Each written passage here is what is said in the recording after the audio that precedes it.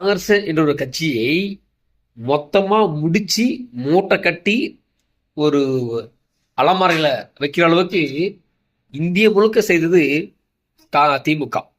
பொதுவாக பார்த்தீங்கன்னா மக்கள் மிஞ்சலுக்கு போனா ஒரு 5 வருஷமோ 10 வருஷமோ என்ன பண்ணுவாங்கன்னா இந்த ஆட்சியின் பிடிக்கிறப்பா சொல்லி கொஞ்சம் ஓரம் கட்டிப்பாங்க, கொஞ்சம் திறந்துட்டோம், கொஞ்சம் மாற்றம்னு சொல்லிட்டு. ஆனால் காங்கிரஸ் மீண்டும் எழவே முடியாத அளவுக்கு மிகப்பெரிய சம்பவத்தை செஞ்சது திமுக.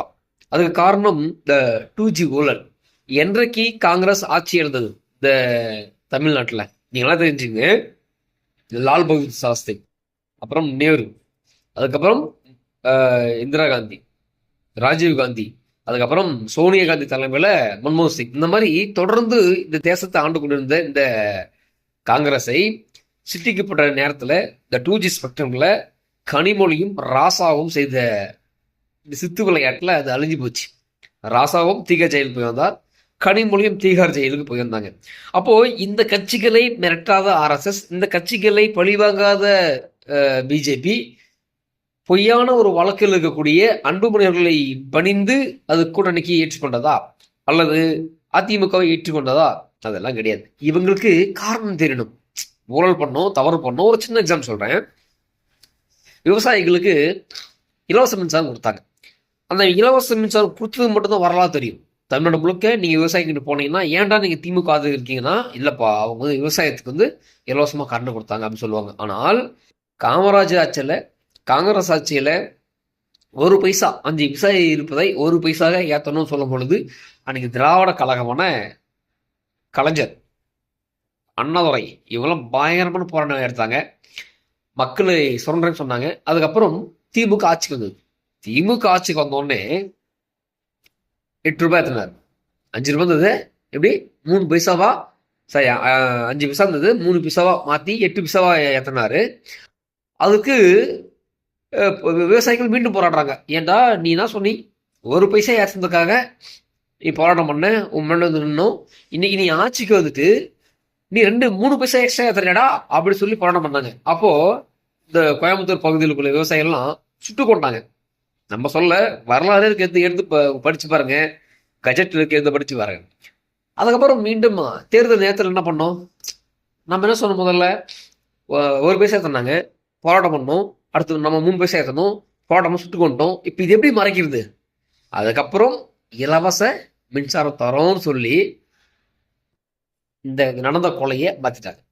இப்படிதான் தமிழ்நாட்டில் ஒவ்வொரு தவறுக்கும் பின்னாடியும் ஒரு நியாயம் இருக்கும்.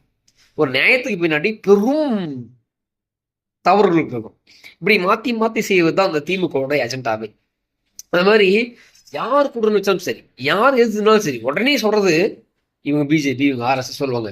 தான் கட்சியில நம்ம என்ன சாதனை செய்தோம் சொல்லுவோம்னு சொல்லவே மாட்டாங்க. இன்னைக்கு திமுக 4 வருஷமா இந்த ஆட்சியில இருந்து என்ன செஞ்சிருக்காங்க? எதுவுமே செய்யல. ஆனா எதிர்கட்சி கூட்டணி வலிமையாக அமைச்சிடக்கூடாது. கரெக்டா ஆள் செட் பண்ணி இருப்பாங்க. கூட்டணி போனா இப்படி பேசு, கூட்டணி போனா இப்படி பேசு அப்படி சொல்லிட்டு இந்த ஒடுக்குற வேலை செய்வது திமுகவுக்கு கை வந்த காலம். ஆனா மக்களுக்கு நல்ல செய்யுமா? எப்பவுமே செய்யாது. இப்போ 10 லட்சம் மாணவர்களுக்கு நாங்க இலவச லேப்டாப் கொடுத்தோம். அது யாருக்கு?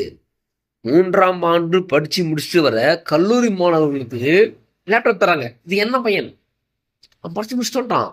இதுவே நீ 12ஆம் வகுப்பு மாணவன் கொடுத்தனா ஒரு அர்த்தம் இருக்குது. ஏன்னா அடுத்த என்ன பண்ணுவான், நீட்டுக்கு ப்ரிப்பேர் ஆகணும். இன்னைக்கு எது தமிழ்நாடு நீட் இருக்கு. இவன் என்ன சொன்னாங்க, நான் வந்து நீட்டை பிடிக்கணும்னு சொன்னாங்க. ஒரு மயிரும் கூட முடியல.